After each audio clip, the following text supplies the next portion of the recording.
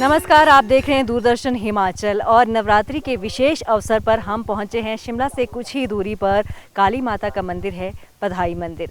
जी हां, विशेष आस्था के साथ जो यहाँ के स्थानीय लोगों के विशेष रूप से श्रद्धा जुड़ी है इस मंदिर के साथ और बहुत से लोग श्रद्धालु जो है नवरात्रि के खास अवसर पर यहाँ पर आते हैं, लेकिन और भी यहाँ पर सैर करने वो आते रहते हैं क्योंकि खूबसूरत वादियों में ये बसा है काली माता का मंदिर। तो आइए दर्शन करते हैं आज इस काली माता मंदिर के।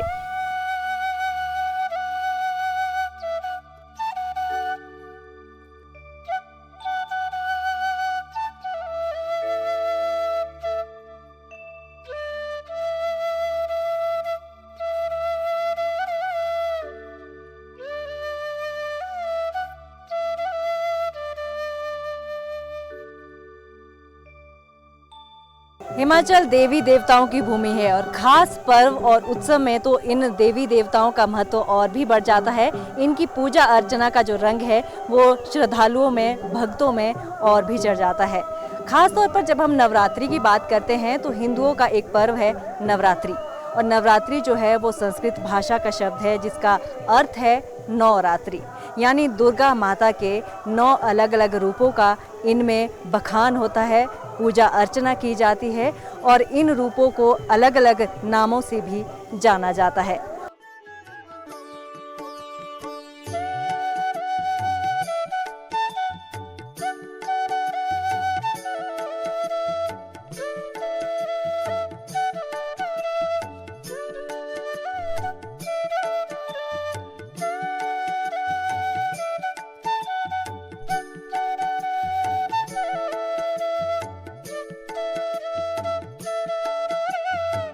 दर्शकों, अब आप देखेंगे यहाँ पर भैरवनाथ जी की मूर्ति है और साथ ही हनुमान जी की भी मूर्ति है। कहा जाता है कि जब भी हम मंदिर में माता के दर्शन करने आते हैं तो भैरवनाथ जी और हनुमान जी के दर्शन हमें सबसे पहले करने पड़ते हैं, क्योंकि इन्हें माता के रक्षक के रूप में जाना जाता है और जननी के रूप में पूजा की जाती है। हनुमान जो है वो जननी के रूप में माता की पूजा करते हैं और जब भी हम माता के दर्शन करते हैं तो हनुमान जी जो है वो गेट पर रक्षक के रूप में हमें दिखाई देते हैं।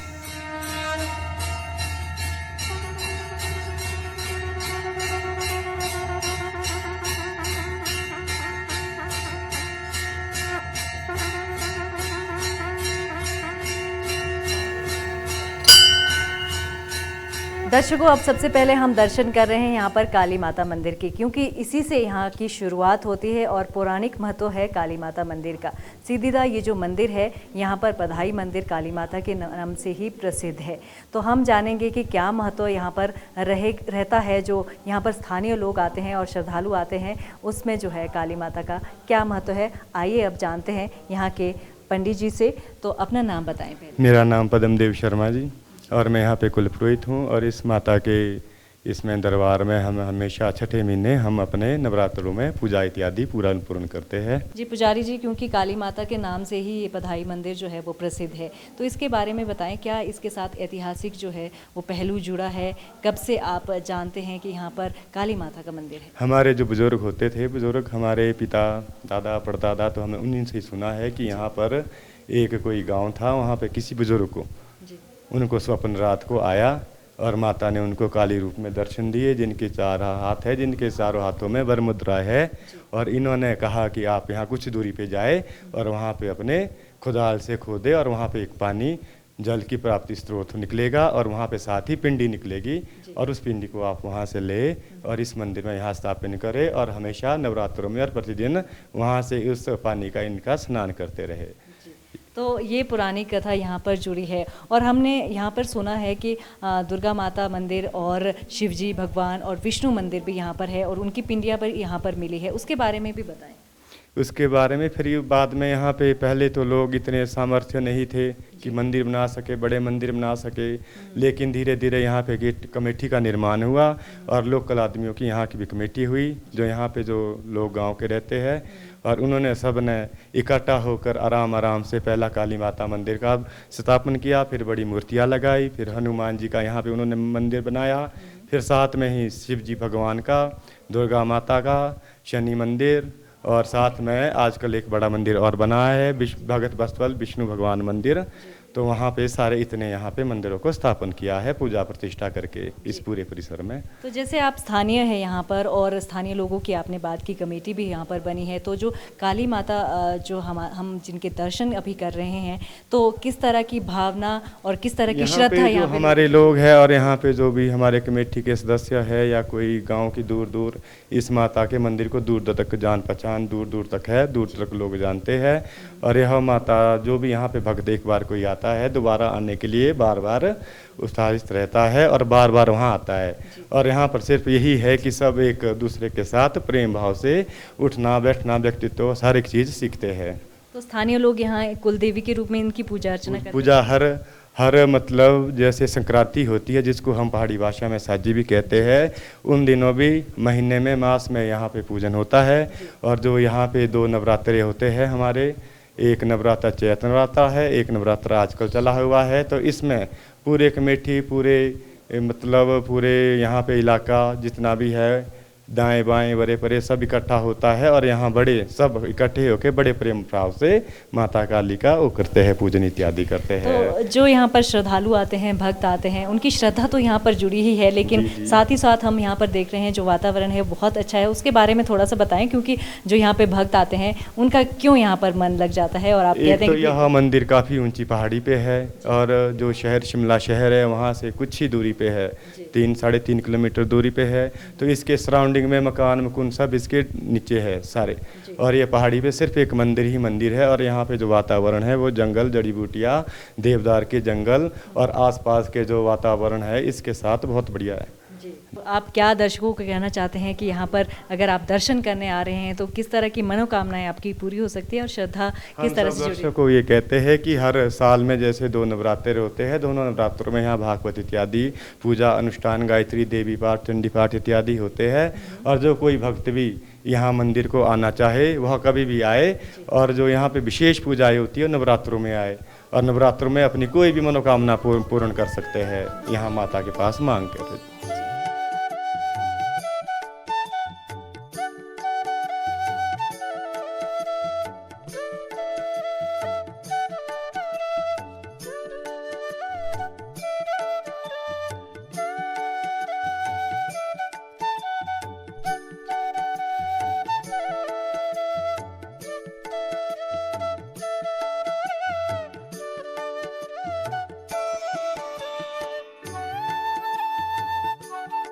जो भक्तों और श्रद्धालुओं की हम बात करते हैं तो चैत्र और शारदीय नवरात्रों का खास महत्व रहता है। मंदिरों में खास पूजा अर्चना की जाती है, कुछ आयोजनों का भी जो है वो कार्यक्रमों का आयोजन भी किया जाता है, देवी भागवत भी किए जाते हैं। तो नवरात्रि में किस तरह का माहौल रहता है मंदिरों में, आज हम जानेंगे और इस परिसर में जानेंगे कि किस तरह की पूजा अर्चना की जाती है खास तौर पर मंदिरों में।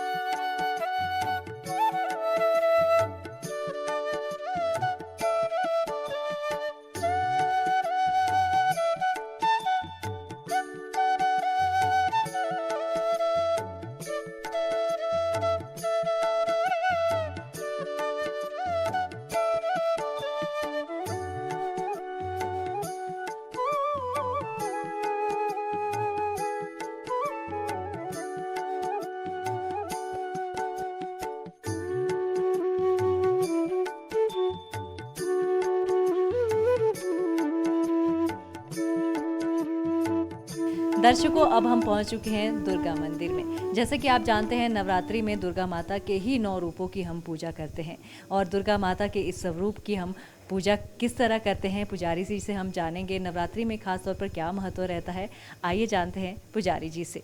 पुजारी जी बताइए इस मंदिर के बारे में। दुर्गा के 9 रूपों की पूजा की जाती है जी, और मतलब यहाँ दुर्गा माता के पाठ होते हैं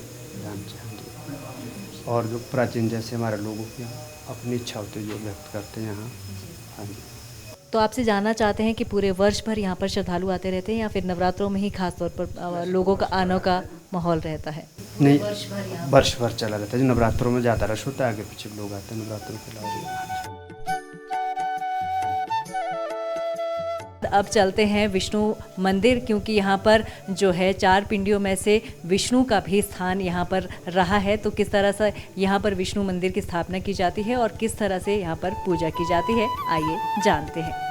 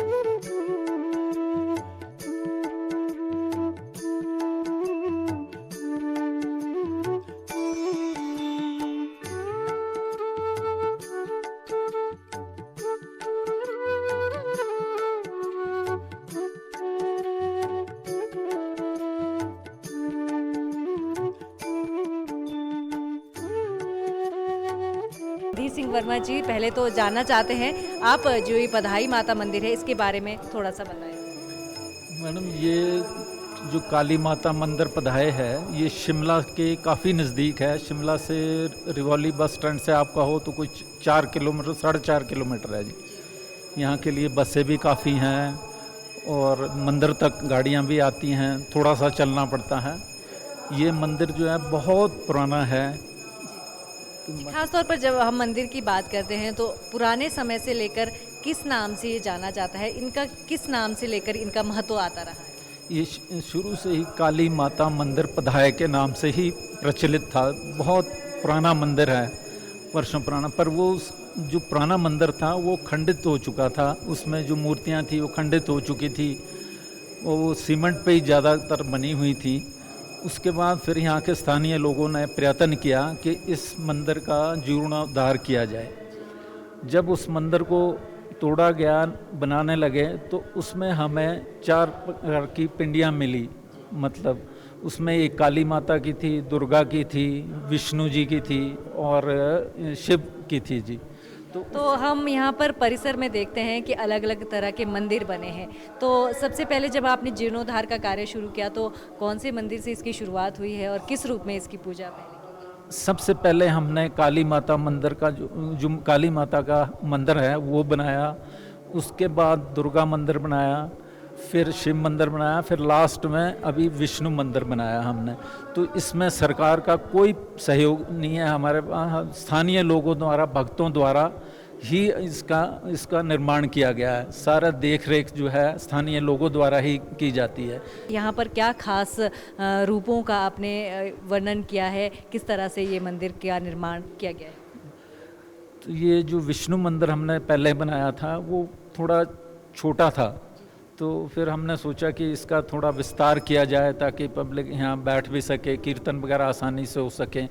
फिर हमने ये इसका थोड़ा विस्तार किया और इसमें विष्णु जी के 10 अवतार जो है हमने दर्शाए हैं जी। कमेटी की तरफ से और क्या क्या योगदान रहता है, किस तरह के कार्यक्रमों का आयोजन जो अलग अलग उत्सवों में या नवरात्रि में खास तौर पर किया जाता है? हर हम जैसे शिवरात्रि आती है जी और जन्माष्टमी आती है, सभी में हम यहाँ पे प्रोग्राम रखते हैं। हाँ जी, उस टाइम भागवत नहीं होता पर पूजा व्यवस्था सारी की जाती है जी। तो स्थानीय लोगों की जो आस्था है वो किस रूप में यहाँ पर जुड़ी हुई है, उसके बारे में थोड़ा सा डिटेल में बताएं।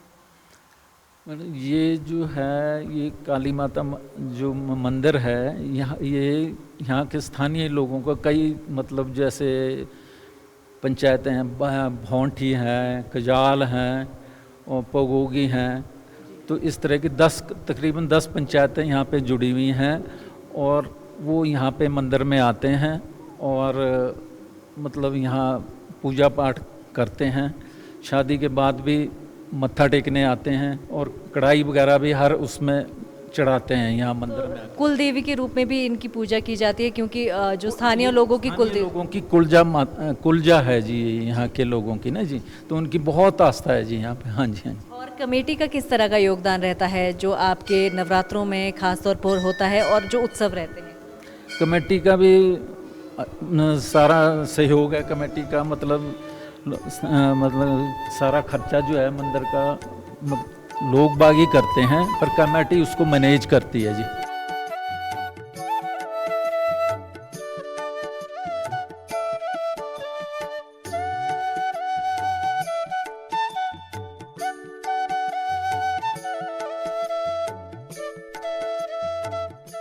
दर्शकों, अब हम पहुंच चुके हैं भोलेनाथ के मंदिर में।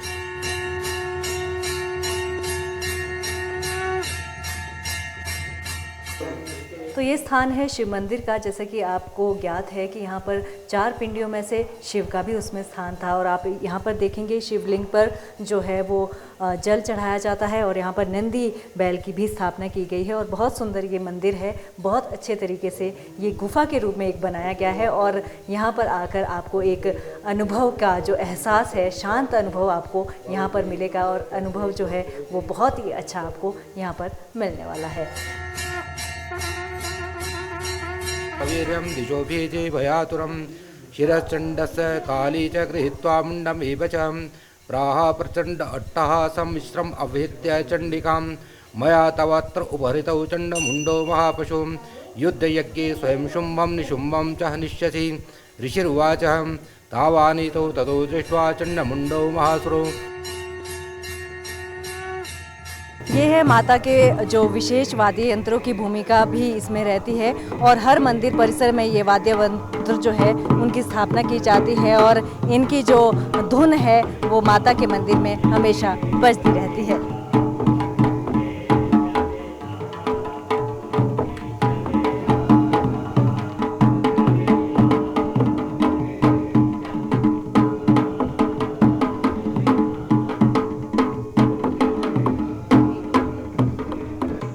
नवरात्रि के खास मौके पर भक्तों हमारे साथ व्यास जी जुड़े हैं। उनसे हम जानेंगे कि नवरात्रि के खास मौक़ों पर देवी भागवत का क्या महत्व रहता है, किस तरह से हमें देवी का पूजन करना चाहिए और माता के जो 9 रूपों का हम पूजन करते हैं उसका क्या महत्व रहता है। तो व्यास जी, पहले आपका नाम हम जानना चाह रहे हैं।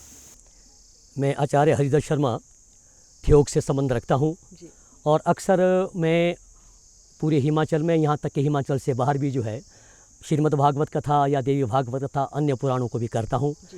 इसमें मेरा मुख्य ये रहता है कि आज के युग में, आज के वर्तमान में ये जो पुराणों का जो महत्व है या इन कथाओं का जो महत्व है, इसके द्वारा जो हमारा समाज है, जो आने वाली जो हमारी पीढ़ी है, उसका उद्धार होता है।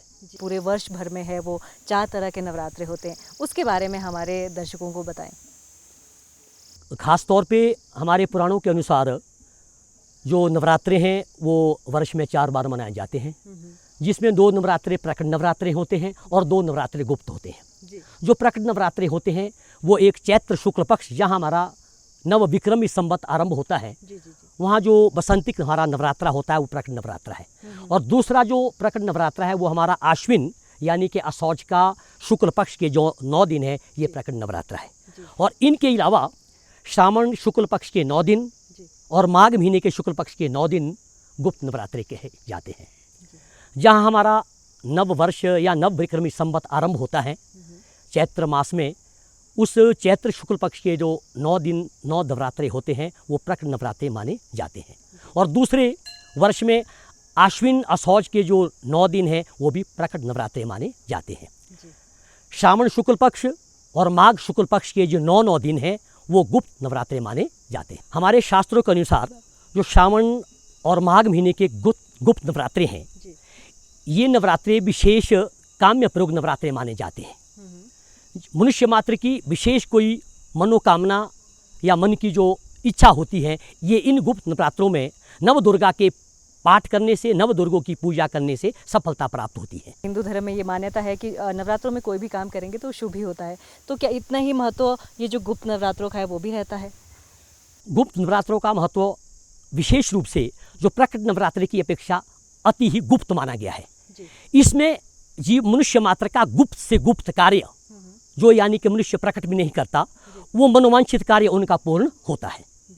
और अब हम जानना चाहते हैं जो चैत्र नवरात्रे और शारदीय नवरात्रे होते हैं, इसमें ख़ास तौर पर आप जैसे देवी भागवत करते रहते हैं, तो इसका जो है आज के समय में दर्शकों के लिए, श्रद्धालुओं के लिए, भक्तों के लिए क्या महत्व है? चैत्र का जो नवरात्रा है वो बसंतिक नवरात्रा माना जाता है और आश्विन का जो नवरात्रा है, जैसे कि आपने कहा, वो शारदीय नवरात्रा माना जाता है। इन प्रकट नवरात्रों में विशेष रूप से नवदुर्गा की पूजा होती है और नवदुर्गों की पूजा करने के द्वारा मनुष्य मात्र का जो है समस्त वांछित कार्य परिपूर्ण होता है। खास करके घरों में या विशेष रूप से मंदिरों में, और जहाँ तक कि हमारे हिमाचल के जितने भी मंदिर हैं वहाँ पर प्रकट नवरात्रे का बहुत महत्व कहा गया है। कन्या पूजन जो किया जाता है उनके बारे में भी थोड़ा सा बताएं। बहुत अच्छी बात आपने कही। हमारे शास्त्रों में कहा है आहार शुद्धि सत्व शुद्धि। मनुष्य का अगर आहार शुद्ध है तो उसका सत्व शुद्ध हो जाता है।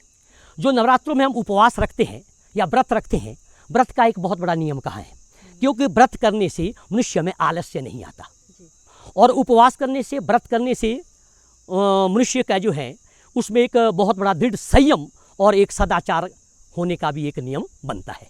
इसलिए नवरात्रों में व्रत या ये जो नियम है बहुत अनिवार्य कहा है। खासतौर पर कितना महत्व रहता है भक्तों के लिए देवी भागवत का और मंदिर में जो दर्शन वो माता के करते हैं उसका? खास करके शारदीय नवरात्रे में जो मंदिरों में ये देवी भागवत या अन्य पौराणिक कथाएं होती हैं, हमारे शास्त्रों में कहा है कि देवी भागवत या श्रीमद् भागवत की जो मंदिरों में कथा सुनने का महत्व है, वो महत्व घर में नहीं है। क्योंकि हमारे शास्त्रों में कहा है कि अनंतम देवालय है। देवालय में अगर कथा सुनी जाए, देवालय में अगर सत्संग किया जाए, उससे घर से बढ़कर अनंत फल प्राप्त होता है। तो आइए देखते हैं कि भंडारे के आयोजन में यहाँ पर क्या क्या बना है, और हमें आवाज़ आ रही है यहाँ पर पूरियाँ भी बनती जा रही है, और देखेंगे कि क्या कुछ खास यहाँ पर बना है। तो ये देखिए यहाँ पर जो है भक्तों के लिए हलवा बना है, और साथ ही साथ हम देख रहे हैं कि चने पर भी यहाँ पर बन रहे हैं और कुछ बन चुके हैं, और साथ में बहुत सारे जो स्थानीय लोग हैं यहाँ पर पूरियाँ बना रहे हैं, और बहुत मेहनत से ये यहाँ पर जितने भी भक्त आते हैं उनके लिए ये भंडारे का आयोजन जो है वो किया जाता है। और दूर दूर से लोग यहाँ पर आते हैं, माता के दर्शन भी करते हैं और साथ में भंडारे का भोग भी लेते रहते हैं। तो दर्शकों, आज हमने दर्शन किए काली माता मंदिर पधाई के, जो कि शिमला से कुछ ही दूरी पर है। और यहाँ पर सबसे पहले काली माता के दर्शन आपको होते हैं, दुर्गा माता के दर्शन हमने किए, और शिव मंदिर के साथ साथ विष्णु के जो 10 अवतार है उसके दर्शन भी हमने किए। साथ ही साथ यहाँ पर हनुमान जी के, शनि मंदिर के और भैरवनाथ मंदिर के दर्शन भी हमें होते हैं। और ये जो मंदिर है ये बहुत ही खूबसूरत वादियों में बसा है, साथ ही साथ चारों ओर हरियाली है। और जब भी आप यहाँ पर आएंगे तो आप एक बहुत ही जो शांत माहौल में, शांत वातावरण में यहाँ पर एक अलग से अनुभव को महसूस करेंगे।